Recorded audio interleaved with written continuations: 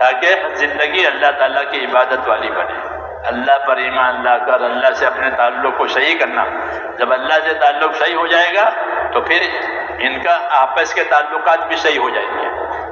رسول صلی اللہ علیہ وسلم فرماتے تھے کہ من اصلح ما بینہ و بین اللہ اصلح اللہ ما بینہ و بین خلقہ، کہ جو لوگ اپنا اور خدا کا معاملہ ٹھیک کر لیں گے تو اللہ ان کا اور مخلوق والا معاملہ ٹھیک کر دے گا۔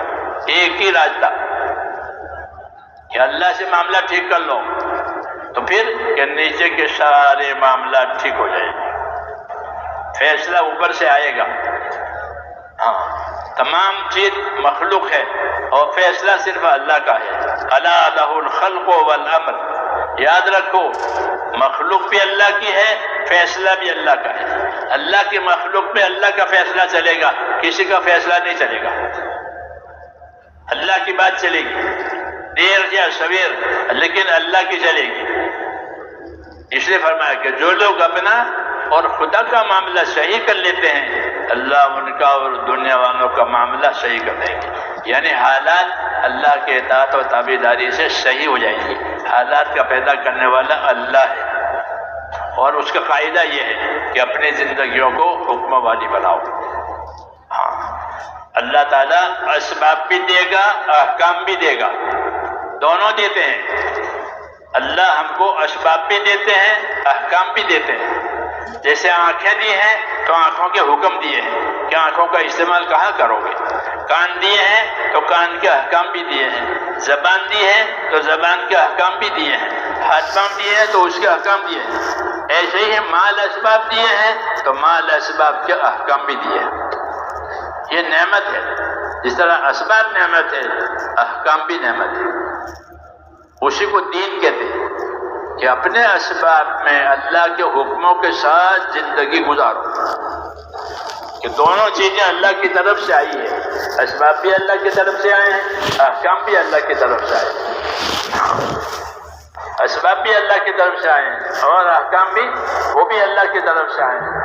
احکام کو سیکھ کر عمل کرنا اس کو دین کہتے ہیں۔ اسباب اور احکام سے غافل ہونا اور دنیا میں لگنا یہ غفلت ہے، یہ جہالت ہے۔ غفلت اور جہالت، یہ غفلت اور جہالت یہ دو صفتیں کہ یہ نقصان پہنچانے والی ہے۔ کہ آدمی اللہ کے حکم سے غافل ہو گیا، اپنی ذمہ داری کی بات سیکھنے سے جاہل ہو گیا۔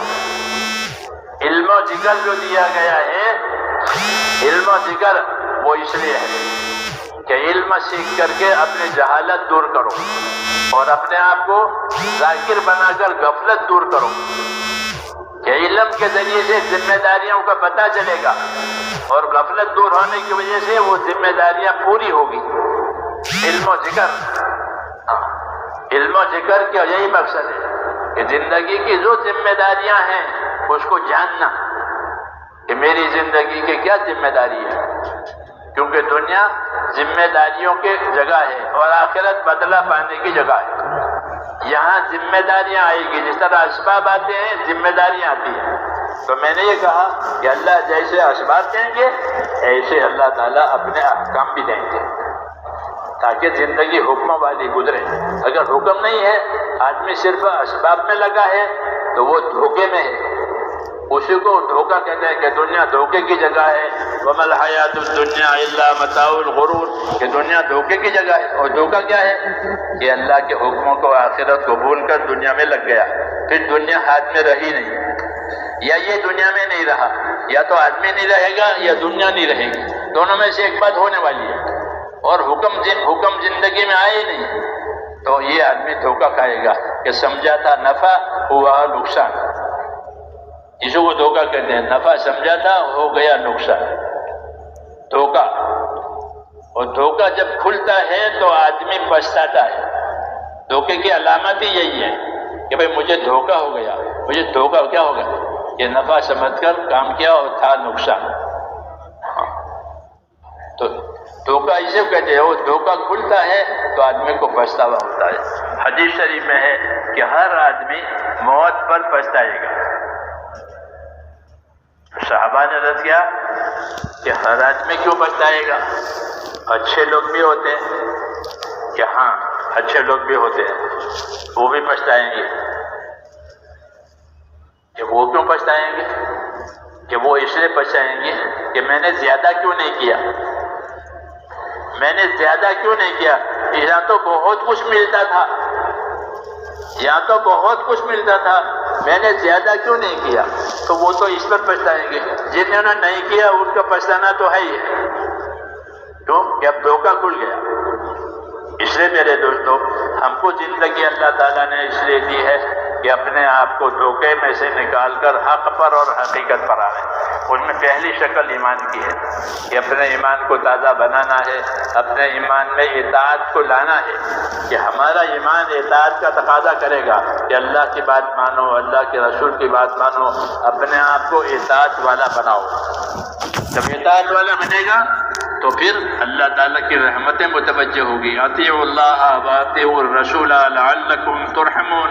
اطاعت کرو اللہ کی، اطاعت کرو رسول کی، کہ پھر حالات رحمت والے ہو جائیں گے. نافرمانیوں سے حالات مصیبتوں والے بن جاتے ہیں، اور جب زندگی اطاعت پر آتی ہے تو اللہ تعالیٰ اپنے قدرت سے حالات کو بدلتے ہیں.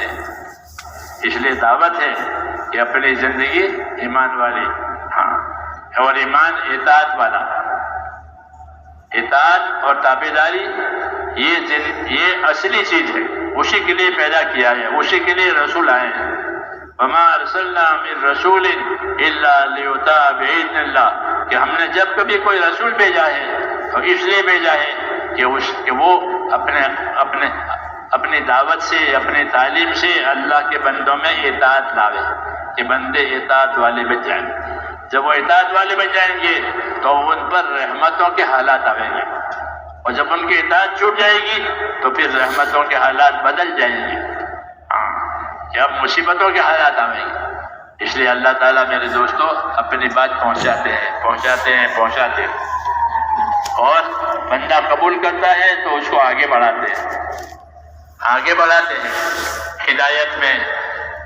ہدایت میں آگے بڑھاتے ہیں. لیکن اگر وہ نہیں مانتا ہے تو، اور اپنی بات پر رہتا ہے تو پھر پریشانیوں کا شکار ہوتا ہے.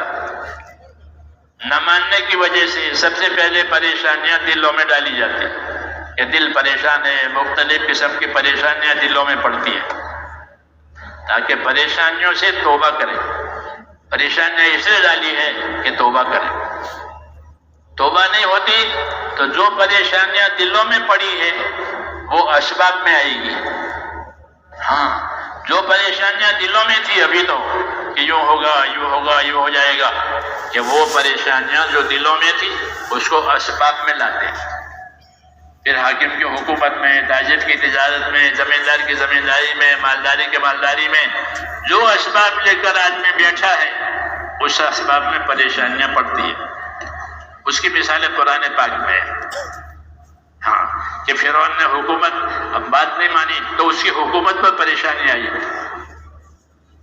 حکومت پریشان ہو گئی، پانی نہیں ہے، برسوں تک قحط سالی چلی، پانی نہیں ہے، حکومت پریشان ہو گئی.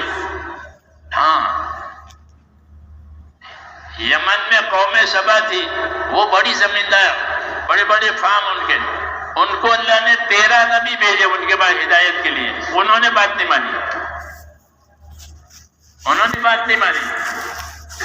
اپنے عیش میں رہے.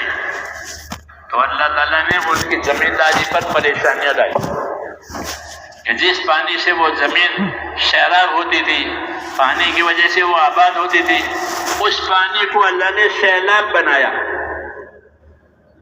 پانی ساری زمینیں اور ساری چیزیں اجڑ گئی. وَمَزَّقْنَاهُمْ كُلَّ مُمَزَّقٍ. کہ ساری ان کے فارم، ان کے باغات، کہ ان کو توڑ تاڑ کر کے رکھ دیا. جس پانی سے آباد کرتے تھے اس پانی سے برباد کیا. حالات بدل گئے. یہ مثالیں دی ہے اللہ تعالیٰ نے کہ اللہ تعالیٰ آباد کرنا بھی جانتے ہیں، اللہ تعالیٰ برباد کرنا بھی جانتے ہیں. تو حکومت پر تو ان پر اس کے حساب سے پریشانی آئے گی، زمیندار پر اس کے حساب سے پریشانی آئے گی. ہاں کہ جو اسباب لے کر بیٹھا ہے اس اسباب پر اللہ پریشانیاں ڈالتے ہیں. اس کی مثالیں قرآن پاک میں ہاں کہ دلوں میں پریشانیاں آئے گی، اسباب میں پریشانیاں آئے گی. یہ کیوں؟ تاکہ اللہ کی طرف رجوع کرے. ہاں اللہ کی طرف رجوع کرانے کے لیے یہ ہوتا ہے. ادنا درجے کی سزا اعلیٰ درجے کی سزا سے پہلے دیں گے تاکہ اللہ کی طرف یہ بندے رجوع کریں. ابھی آخری سزا نہیں آئی ہے، ابھی ادنا درجے کی سزا آئی ہے. وَلَنُذِيقَنَّهُم مِّنَ الْعَذَابِ الْأَدْنَىٰ دُونَ الْعَذَابِ الْأَكْبَرِ لَعَلَّهُمْ يَرْجِعُونَ کہ ہم اعلیٰ درجے کی سزا دکھانے سے پہلے، اعلیٰ درجے کی سزا کہ وہ آخرت میں ہے، موت کے بعد ہے، اس میں کوئی اپیل نہیں ہے، کوئی تبدیلی نہیں ہے، وہ آخری ہے. وہ اعلیٰ درجے کی سزا سے پہلے ہم دنیا میں ادنا درجے کی سزا چکھاتے ہیں تاکہ لوگ اللہ کی طرف رجوع کریں. وَلَنُذِيقَنَّهُم مِّنَ الْعَذَابِ الْأَدْنَىٰ دُونَ الْعَذَابِ الْأَكْبَرِ لَعَلَّهُمْ يَرْجِعُونَ.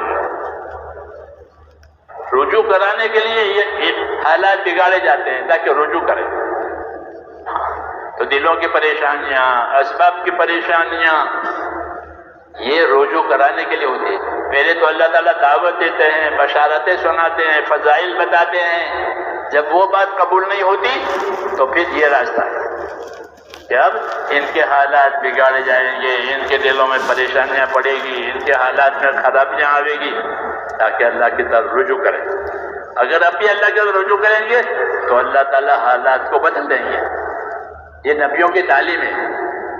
ہاں کیا جو حالات بگڑتے ہیں اس کا علاج یہ ہے کہ اللہ کی طرف رجوع کیا جائے. دلوں میں ایمان اور یقین، خدا کا خوف پیدا ہو جائے، جان اور مال کا استعمال صحیح ہو جائے. یہ علاج ہے کہ دلوں کا یقین صحیح ہو، اندر اللہ تعالیٰ کا ڈر پیدا ہو جائے، جو اللہ کے حکموں پر چلاوے، اللہ کی رحمت کی امید ہو جائے تاکہ اللہ کے اطاعت پر لے جاوے، اور جان مال کا استعمال صحیح ہو جائے. کہ اگر یہ ہوگا تو پھر اللہ تعالیٰ حالات کو صحیح کریں گے، برکتیں آئے گی. اللہ تعالیٰ کے حکموں میں برکت بھی ہوتی ہے، بدلہ بھی ہوتا ہے. اپنے حکموں کی برکتیں بھی دیں گے اور بدلہ بھی دیں گے. بدلہ آخرت میں دیں گے، برکت دنیا میں دیں گے. نماز کی برکت بھی ہے، نماز کا بدلہ بھی ہے. ہاں دونوں ہیں، برکت بھی دیں گے، بدلہ بھی دیں گے. یہ کب ہے کہ جب بات مانی جائے گی، اور بات نہیں مانی تو پھر برکتوں سے محروم ہو جائیں گے اور پریشانیوں کا شکار ہوں گے. پریشانیاں ڈالی جاتی ہے توبہ کرانے کے لیے کہ توبہ ہوئی کہ حالات صحیح ہو جائیں گے. نبیوں کی دعوت میں یہ ہے. اس لیے میرے دوستو، اصلی مقصد تو زندگی کا یہ ہے کہ اللہ تعالیٰ کے حکموں کے ساتھ زندگی گزاری جائے. یہ زندگی کی اصلی کمائی ہے. زندگی کی اصلی کمائی کہ زندگی کی اصلی کمائی کیا ہے کہ اس سے اللہ تعالیٰ کے حکم پورے کیے جائیں. پہلا یہ حکم ایمان کا ہے، وہ تو اصل ہے. پھر ایمان کے بعد اللہ کی عبادت کا حکم ہے کہ ایمان کے بعد اور ایمان کے ساتھ اللہ کی عبادت کی جائے. عبادت کے لیے پیدا ہوئے ہیں. جان مال کی طاقت عبادت کرنے کے لیے دی ہے. گناہ کرنے کے لیے کوئی طاقت اللہ نے نہیں دی ہے. گناہ کرنے کے لیے کوئی جگہ بھی نہیں بنائی ہے کہ وہاں جا کے گناہ کر لو. تو گناہ کے لیے زمین میں کوئی جگہ نہیں ہے، اور کوئی طاقت اللہ تعالیٰ نے جانی مالی نافرمانی کے لیے نہیں دی ہے، بلکہ جانی مالی جتنی طاقتیں دی ہیں وہ اللہ کے اطاعت کے لیے دی ہے، تابعداری کے لیے دی ہے. اس لیے دعوت ہے کہ اللہ کی عبادت کرو، جان کو مال کو حکموں پر استعمال کرو، اور جان مال سے اپنی آخرت بناؤ. تو ایمان دیا، پھر ایمان کے بعد عبادت میں سب سے اونچا عمل وہ نماز ہے. ہر شریعت میں، ہر نبی کی شریعت میں، ہر نبی کی زندگی میں نماز ایک ایسا رکن ہے زندگی میں جو ساری زندگی کو نورانی بنانے والا ہے. الصلاۃ نور، حدیث شریف میں ہے کہ نماز نور ہے. نماز نور ہے. اپنی زندگی کو نورانی بناؤ نمازوں سے.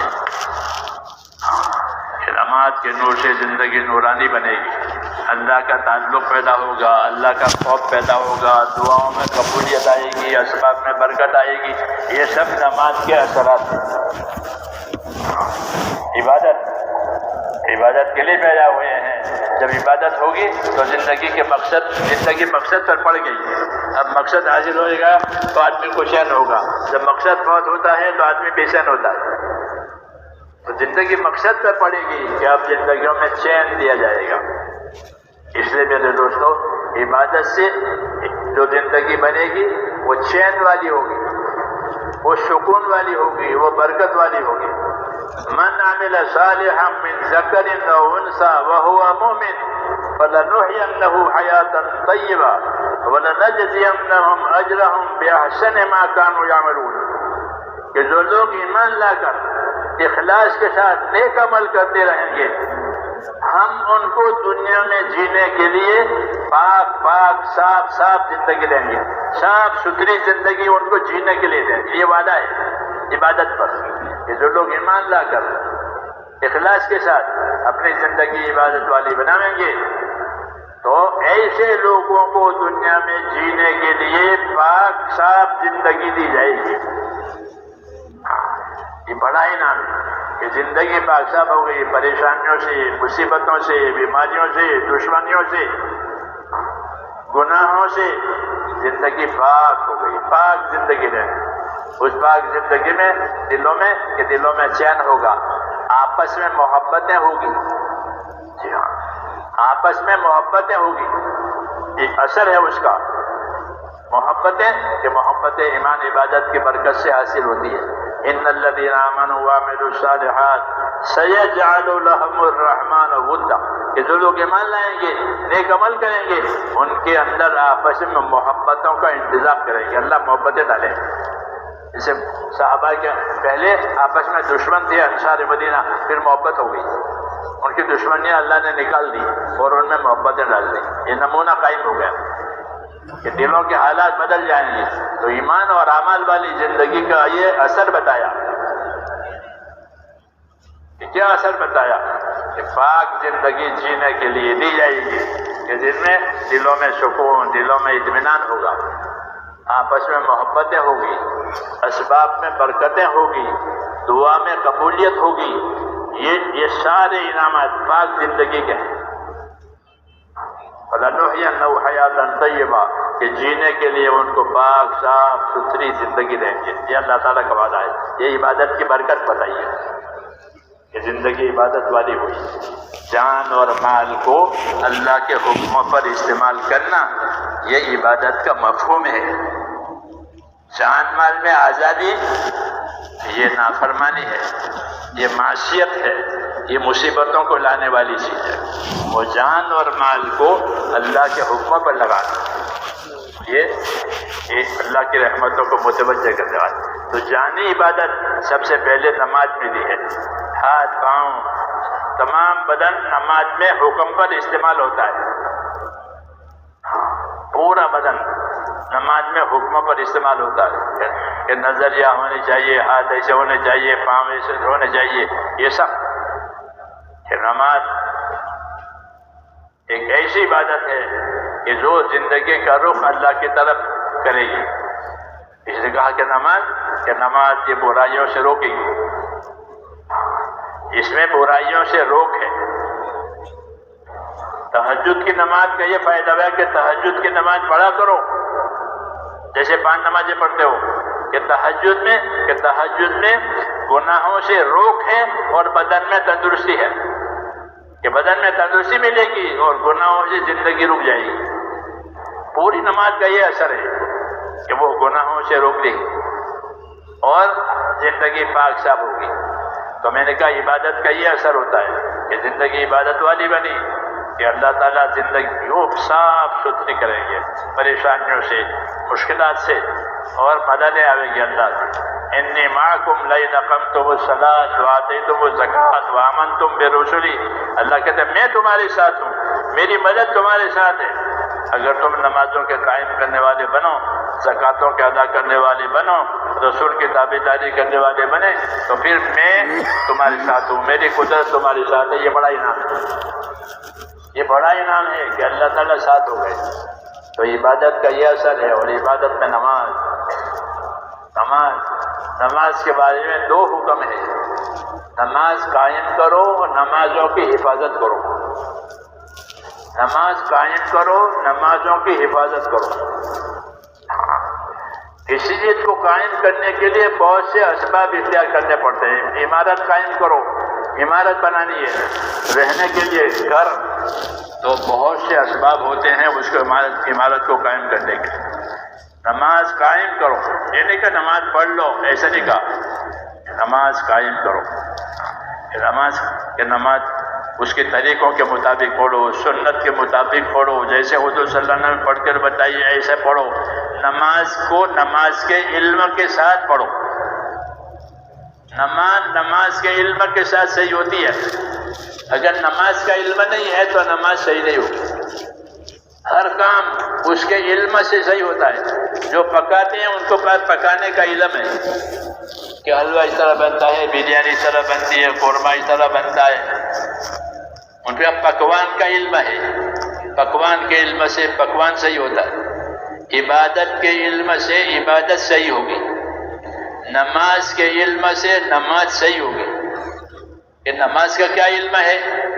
کہ نماز کا علم فضائل کا، نماز کا علم مسائل کا، کہ نماز پڑھنے والے نماز کے فضائل کو یاد رکھیں کہ مجھ کو نماز پڑھنے پر اللہ یہ دینے والا ہے، اس کا یقین، اور نماز چھوڑنے پر یہ سزا ہونے والی ہے، اس کا خوف، اس کا خوف، انعام ملنے کا یقین، سزا ملنے کا خوف، اس کو ایمان کہتے ہیں۔ کہ نماز پر اللہ کیا دیں گے اس کا علم بھی حاصل کرو۔ ہاں، کہ جب نماز پڑھتا ہے بندہ تو اس کے گناہ اس کے سر پر ہوتے ہیں، جب رکوع سجدے میں جاتا ہے تو وہ گناہ گر جاتے ہیں، وہ گناہ سے پاک صاف ہو جاتا ہے۔ نماز کی فضیلت بتائیے، یہ گناہوں سے پاک صاف ہو جائے، اس کے گناہ معاف ہو جائیں۔ اسے کہا نماز قائم کرو، نمازوں کی حفاظت کرو۔ تو نماز قائم ہونا یہ نماز کے علم سے ہوگا۔ جسے نماز کے فضائل، نماز کے مسائل کے فضائل کے ذریعے سے نماز کا شوق پیدا ہوگا، نماز چھوڑنے کا خوف پیدا ہوگا۔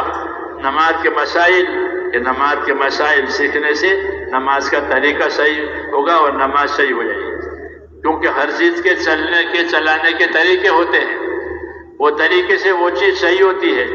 نماز طریقوں سے صحیح ہوگی۔ رسول صلی اللہ علیہ وسلم نے نماز کی فضیلتیں بھی بتائی، نماز کے طریقے بھی بتائے، اس کو نماز کا علم کہتے ہیں کہ نماز کے علم سے صحیح ہوگی۔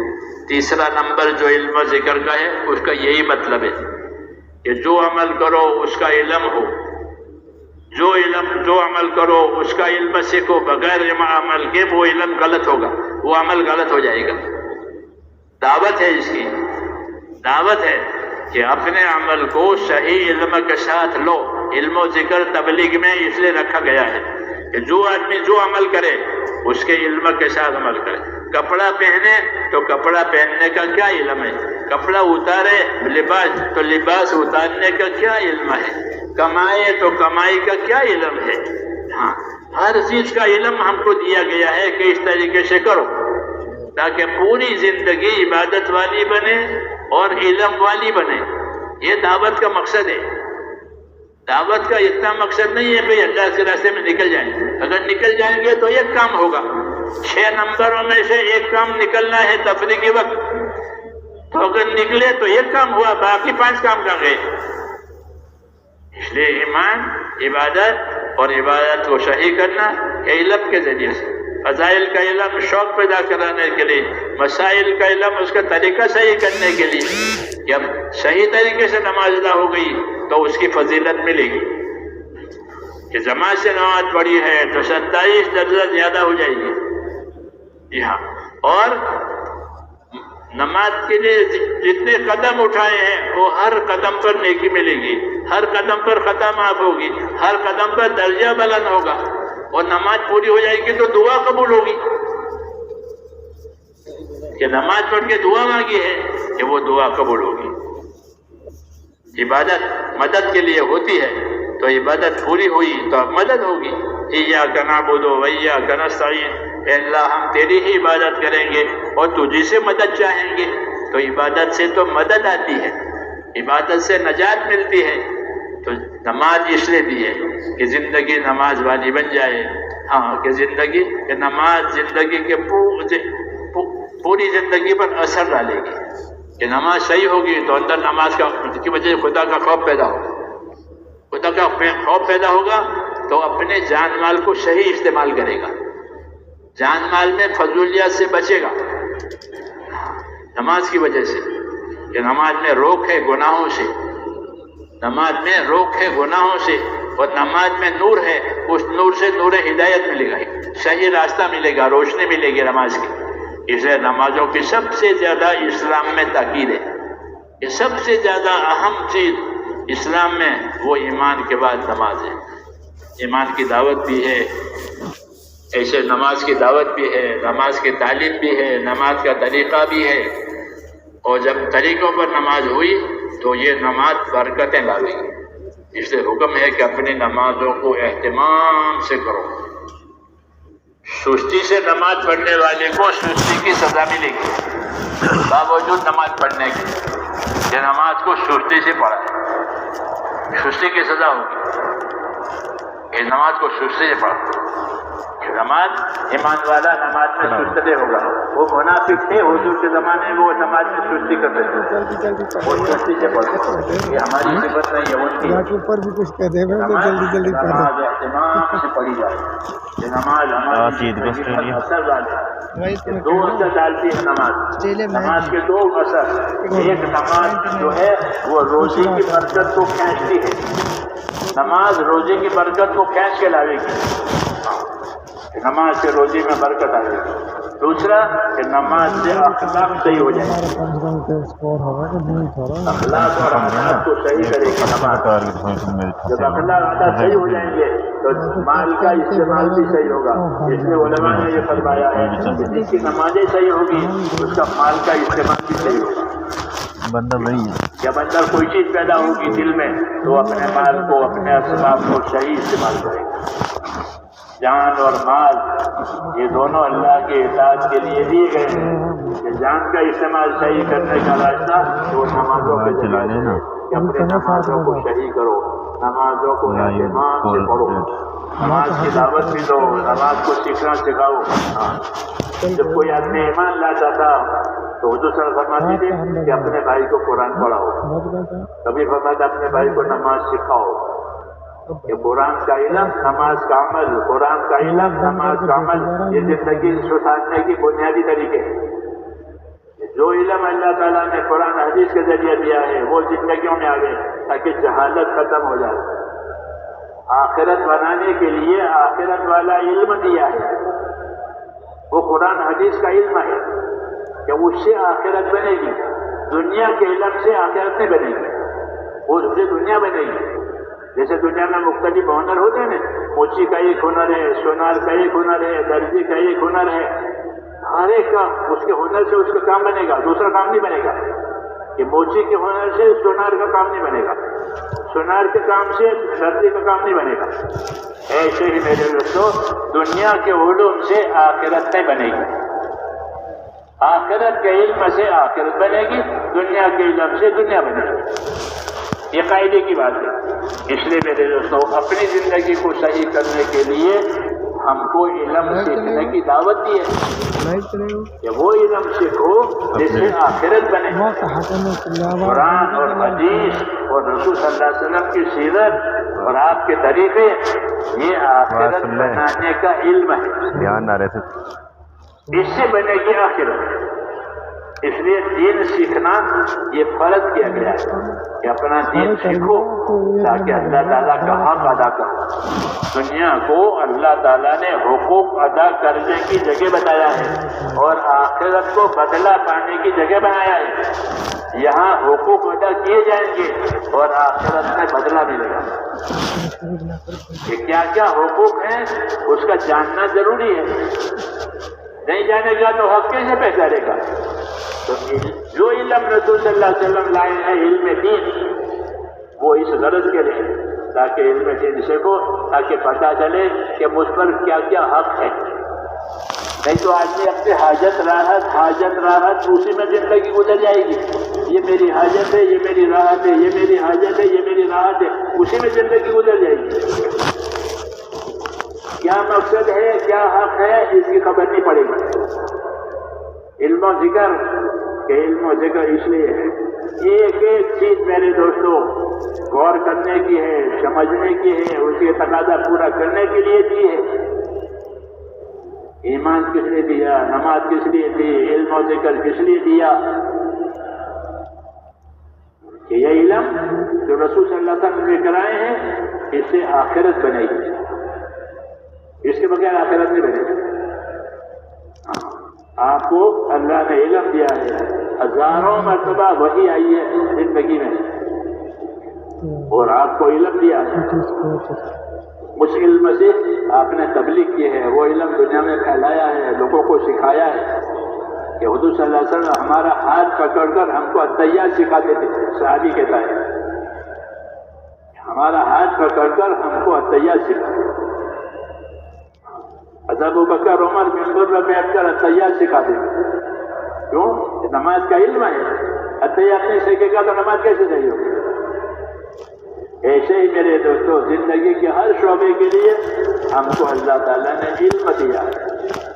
ہاں، تجارت میں تجارت کا علم، زمینداری میں زمینداری کا علم، کمائیوں کے لیے علم دین کیا کہ کمائی کا یہ علم ہے، علم دین۔ جب علم ہوگا تو ہماری ہر چیز صحیح ہو جائے گی۔ تیسرا نمبر علم و ذکر کہ وہ عمل کو صحیح کرنے کے لیے ہے۔ اس میں فضائل کا علم ہے، اس میں مسائل کا علم ہے کہ فضائل کا علم سنو، فضائل کا علم سناؤ، فضائل کے علم کو عام کرو تاکہ لوگوں میں اور دلوں میں یقین آوے، خدا کا خوف آوے، آخرت کا شوق آوے۔ یہ فضائل کے علم میں ہوتا ہے۔ پھر طریقوں کا علم، طریقوں کا علم کرنے سے عمل صحیح ہوگا۔ رسول صلی اللہ علیہ وسلم نے نماز پڑھی اور نماز پڑھ کر یہ فرمایا کہ ایسی نماز پڑھو جیسا مجھ کو نماز پڑھتے ہوئے دیکھا ہے۔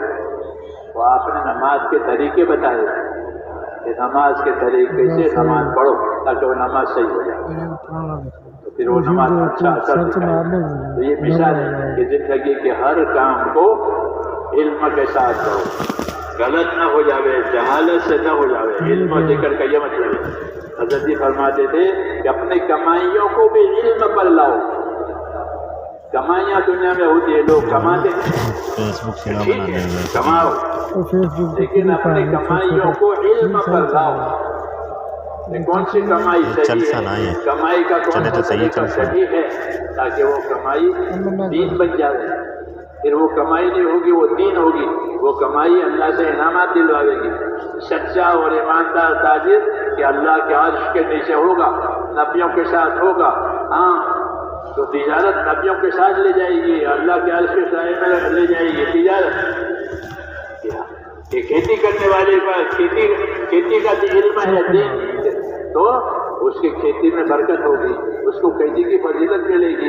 ابن عباس فرماتے تھے کہ کھڑی کھیتی تسبیح پڑتی ہے اور اس کا ثواب کھیتی والے کو ملتا ہے، زمین والے کو، کہ اس کی زمین میں اس نے کھیتی لگائی ہے، وہ کھڑی کھیتی تسبیح پڑتی ہے، اس کا ثواب اس کو ملتا ہے۔ تو ہمارے دین تو ہر راستہ ہے کہ ہر راستے سے ہمارا دین بنے گا۔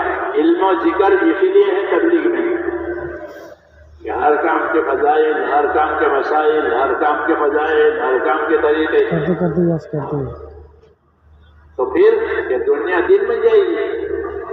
کھانا پینا کمانا ہر چیز دین بنے گی طریقوں کی وجہ سے۔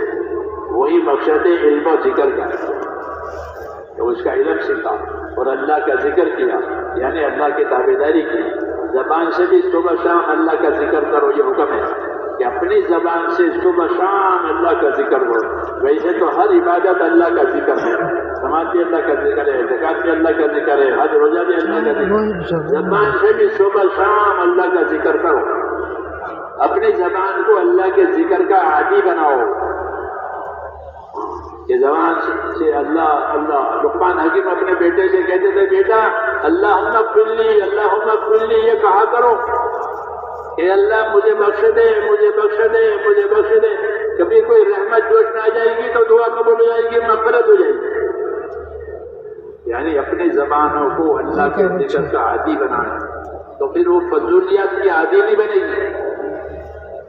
ذکر ولا ذکر اللہ اکبر کہ اللہ ذکر کا ذکر تو بہت بڑی چیز ہے. اللہ سے تعلق ہو گیا اللہ کی یاد دل میں اتر گئی غفلت نکل گئی. یہ غفلت سارے گناہوں کا دروازہ ہے. آدمی غافل ہوتا ہے تو سارے گناہ کرے گا. غفلت کا دروازہ بند ہوگا اللہ کے ذکر سے. اللہ کا ذکر کرو. حضور صلی اللہ علیہ وسلم ہر وقت اللہ کا ذکر کرتے تھے. صحابہ کے اور ہر وقت اللہ کے ذکر میں رہتے تھے. ذکر کے طریقے بتائے ہیں کہ ذکر کرو اللہ کا ذکر. اس کے ذکر کے کلمات بتائیے صبح شام کہ اللہ کا ذکر کرو قرآن پاک کی تلاوت کرو دعائیں مانگو. یہ اللہ کا ذکر ہے تاکہ زبان اللہ کے ذکر کا عادی ہو جائے. اور دل میں اللہ تعالیٰ کے ذکر سے اللہ کی محبت پیدا ہوگی. اسی نیت سے ذکر کرے ہو. بزرگوں نے فرمایا اللہ کی محبت کی نیت سے اللہ کا ذکر کرو کہ اللہ کا ذکر کرو تاکہ اللہ کی محبت آ جائے. ہاں اللہ کے سوا جس کی محبت ہوگی وہ ختم ہو جائے گی. جبریل علیہ السلام نے حضور سے فرمایا اے محمد جسے بھی محبت کرو ایک دن جدائی ہو جائے گی. یہ فرمایا اے محمد جسے بھی محبت کرو ایک دن جدائی ہو جائے گی. تو سب سے جدائی ہوگی اللہ سے جدائی نہیں ہوگی. اللہ کی محبت کہ اللہ کی اطاعت اللہ کی محبت سے کریں. اللہ کی عبادت اللہ کی محبت سے کریں. اللہ کی عبادت اللہ سے ڈر کر کے کریں کہ ہاں کہ یہ اللہ کی طرف کا رجوع ہو گیا. دلوں میں اللہ کی طرف رجوع آ گیا تو اللہ کے ذکر کی وجہ سے دلوں کا رجوع اللہ کی طرف ہوتا ہے. اسی کا صبح شام اپنے آپ کو ذکر کا پابند کرو کہ ذکر سے بڑی کوئی چیز نہیں ہے. حدیث شریف میں ہے جناب رسول اللہ صلی اللہ علیہ وسلم نے فرمایا میں نے قبر سے زیادہ بھیانک کوئی جگہ نہیں دیکھی. سب سے زیادہ بھیانک جگہ اور گھبراہٹ کی جگہ وہ آدمی کی قبر ہے.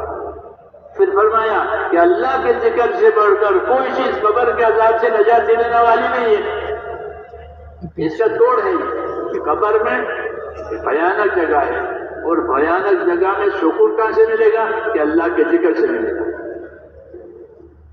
اس لیے میرے دوستوں زندگیوں کو اس پر ڈالنا ہے کہ ہماری زندگی ایمان والی ہماری زندگی عبادت والی ہماری زندگی علم والی جہالت والی نہیں. جہالت کا عمل قبول نہیں ہے. عمل کو جہالت سے کیا ہے. حضور صلی اللہ علیہ وسلم نے جاہلیت کو ختم کیا ہے. آپ کے آنے سے پہلے زمانہ جاہلیت کا کہا جاتا ہے. جاہلیت کا زمانہ ہر کام جاہلیت سے ہوتا تھا. خانہ کعبہ کا طواف ننگے کرتے تھے لوگ.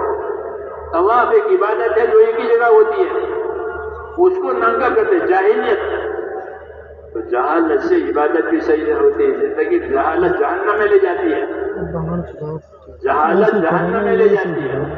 جہالت کا توڑ اور جہالت کا علاج وہ علم کے ذریعے سے کہ ہم کو علم دیا گیا ہے کہ علم سیکھو آخرت بنائے جس سے آخرت بنے گی اور دنیا سلامت رہے گی. کیونکہ جب آدمی دین کا علم سیکھے گا تو اس کو پتہ چلے گا کہ کس کا کیا حق ہے اس کا کیا حق ہے. جس کو دین کا علم کی خبر نہیں وہ نہیں جانے گا کہ اللہ کا کیا حق ہے ماں باپ کا کیا حق ہے میری ذات کا کیا حق ہے مالداری میں کیا حق ہے غریبی میں کیا حق ہے. کہ وہ تو علم سے پتہ چلے گا.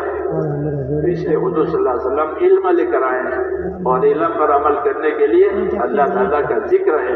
اس لیے اپنے آپ کو اللہ کے ذکر کا عادی بنانا ذکر کی دعوت دینا ذکر کے طریقے سیکھنا. اس سے بنتی ہے زندگی کامیاب اور اس سے اللہ تعالیٰ کے حقوق ادا ہوں گے کہ ایمان عبادت ذکر اس سے اللہ کا تعلق ہے. یہ اللہ تعالیٰ کے حقوق ہیں اور دنیا کو اللہ نے حقوق ادا کرنے کی جگہ بنایا ہے آخرت کو بدلہ پانے کی جگہ بتایا ہے. اس لیے جان مال دیے ہیں حقوق ادا کرنے کے لیے کہ اپنی جان مال سے اللہ تعالیٰ کا حق ادا کرو. جو چیزیں اللہ نے فرض کی ہیں وہ اللہ کے حقوق ہیں. جو چیز اللہ نے حرام کی ہے وہ اللہ کے حدود ہے. یہ حد ہے یا کوئی نہ جانے. یہ حد ہے یا کوئی نہ جانے. یہ حرام ہے اور جو فرض ہے وہ اللہ تعالیٰ کے حقوق ہیں، عبادتیں ہیں. تو اللہ تعالیٰ کے فرضوں کو جاننا، اللہ کے حرام سے بچنا، یہ دینی زندگی کے حدیث شریف میں ہے کہ تو حرام سے بچ جا، پھر تو خدا کا سب سے بڑا عبادت گزار ہے. لیکن حرام سے بچنے کے لیے ایمان کی طاقت چاہیے. ایمان کی طاقت آئے گی تو حرام سے بچے گا. ایمان کی طاقت پیدا کرنے کے لیے ایمان کی محنت ہے. ایمان کی محنت میں جتنا صحیح چلے گا اتنے اندر ایمان کی طاقت پیدا ہوگی، خدا کا خوف پیدا ہوگا، ڈر پیدا ہوگا، اور اپنے آپ کو بچاوے گا اللہ کی نافرمانیوں سے. اس لیے میرے دوستو، ہم کو یہ ذمہ داریاں دی ہے اور ان ذمہ داریوں کے لیے محنت بھی دی ہے کہ محنت سے اس کے ثمرات اور محنت سے اس کے صحیح نتائج ملیں گے. آدمی کا حصہ اتنا جس کی اس کی محنت ہے، جس کی محنت نہیں ہے اس کے لیے کوئی کمال نہیں ہے، کوئی کمال نہیں ہے. کیوں کہ اسے کوئی محنت نہیں ہے. یہ کمال پیدا کرنے کے لیے محنت ہے. ایمان میں کمال آوے، عبادت میں کمال آوے، علم و ذکر میں کمال آوے، اخلاق میں کمال آوے، اس کی محنت ہے. نبیوں والی محنت سے یہ خوبیاں پیدا ہوتی ہیں، یہ خوبیاں پیدا ہوتی ہیں. ہاں، ایمان بنتا ہے، عبادتیں بنتی ہیں، اخلاق بنتے ہیں. آدمی جہالت میں سے نکلتا ہے، آدمی غفلت میں سے نکلتا ہے. اور یہ اصلی زندگی ہے. اصلی زندگی یہی ہے کہ اپنی ذمہ داریوں پر ہماری زندگی آئے. اللہ نے مال دیا ہے تو مال کے حساب سے کیا ذمہ داری ہے، وہ اللہ کا حق ہے، وہ ادا کرے. تندرستی دی ہے تو تندرستی میں کیا ذمہ داری ہے، وہ اللہ کا حق ہے، وہ ادا کرے. تو ہر نعمت بھی ہے اور اللہ کی امانت بھی ہے. اس نعمت سے وہ کام کرنا ہے جو اللہ نے ہم کو اس کا ذمہ دار بنایا ہے. تم کو نعمتیں دے کر مدد دیتے ہیں اللہ تعالیٰ، نعمتیں دے کر مدد دیتے ہیں. تندرستی دی تو بہت بڑی مدد ہو گئی، مال دیا تو بہت بڑی مدد ہو گئی، اولاد دی تو بہت بڑی مدد ہو گئی. نعمتوں سے مدد لینی ہے کس پر؟ کہ اللہ تعالیٰ کے حساب سے. یہ نہیں کہ نعمتیں غافل کرے، کہ نعمت اگر غافل کرے گی تو پھر خسارہ ہوگا. اس لیے میرے دوستوں، نعمت سے، خسارے سے اور نقصان سے بچنے کا راستہ یہی ہے کہ اپنے اندر دین لاؤ. پھر غفلت نہیں ہوگی، ذمہ داری ہوگی، اور اللہ کی مدد اتنی ملے گی جتنی ذمہ داری پوری جائے گی. رسول صلی اللہ علیہ وسلم فرماتے ہیں کہ المعونۃ علی قدر المعونہ، کہ اللہ کی مدد اتنی ملے گی جتنی ذمہ داری پوری کی جائے گی. تو ہم یہاں ذمہ دار ہیں اپنے دین کے. گیند بس کور چل رہی ہے، ہر گیند کو بکار لگوایا.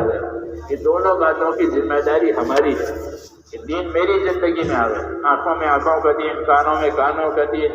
ایسے مال ہے تو مال کا دین، جو حالت ہے اس حالت کا دین زندگی میں لانا، یہ ہماری ذمہ داری ہے. اور اپنی زندگی میں دین لاتے ہوئے دنیا میں ایسی محنت کرنا کہ لوگوں کو دین پر چلنے کا راستہ مل جائے، لوگوں کو دین پر چلنے کا راستہ مل جائے.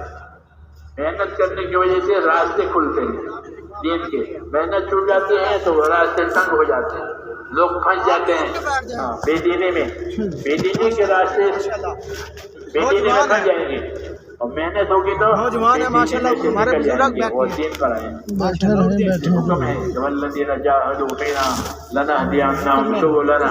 جو ہمارے راستے کی محنتیں کریں گے ہم کو اپنے راستے کی رہبری کریں گے، اپنے راستے کی ہدایتیں دیں گے. ہاں، ہدایت ملے گی اور ہدایت جنت میں لے جائے گی، گمراہی جہنم میں لے جائے گی.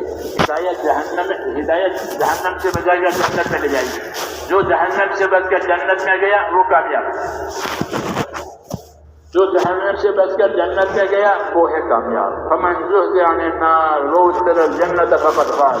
یہ جو جہنم سے بچ گیا اور جنت میں چلا گیا وہ ہوا کامیاب. اس کامیابی کو لینے کے لیے اللہ نے ہمیں دین دیا ہے، دین کی محنت کی. اسے ساری خیر وجود میں آئے گی، سارے فتنوں سے بچاؤ ہو جائے گا، اور پریشانیاں ختم ہو کر سکون دیا جائے گا. اس لیے میرے بھائیوں، اس کام پر اپنے اپنے زندگیوں کو ڈالنا بھی ہے اور دنیا میں اس کو لانا ہے تاکہ دنیا میں بسنے والے تمام ایمان والے اپنی زندگی کو کامیاب بنائیں. اس کی محنت ہم کو دی ہے، اس لیے اس کے ارادے کریں انشاءاللہ کہ یہ کرنا ہے. تو بھائی تیار ہے کہ اس کے ارادے کریں. پہلے ارادہ ہوتا ہے پھر عمل ہوتا ہے. ارادہ نہیں ہے تو کیسے عمل ہوگا؟ تو ارادہ کرنا ہے کہ اپنے جان مال سے میں اللہ تعالیٰ کے دین پر قائم بھی رہوں گا اور اپنے جان مال سے اللہ کے دین کا مددگار بھی بنوں گا. دونوں باتیں, اپنی جان مال سے اللہ کے دین پر قائم بھی رہنا ہے, اس کو استقامت کہتے ہیں, اور اپنی جان مال سے اللہ کے دین کی مدد بھی کرنی ہے, اس کو نصرت کہتے ہیں. ہر مسلمان پر اپنے دین پر قائم رہنا بھی ضروری ہے, ہر مسلمان کو اپنے دین کا مددگار بننا بھی ضروری ہے. سکھانے دوسروں کو تیار کریں, دونوں کام ہوں گے تو ہماری زندگی کی ذمہ داری انشاءاللہ پوری ہوگی. یہ اللہ تعالیٰ اپنی مدد دیں گے, عزت دیں گے, اچھے حالات لائیں گے, دعاؤں میں قبولیت آئے گی, اس پر ہے. تو اس کے لیے تیار ہیں؟ آپ بتائیں, جو جو تقاضے آپ کے سامنے پیش کیے جائیں گے انشاءاللہ وہ آپ پورے کریں گے. ٹھیک ہے, تیار ہے اس کے لیے؟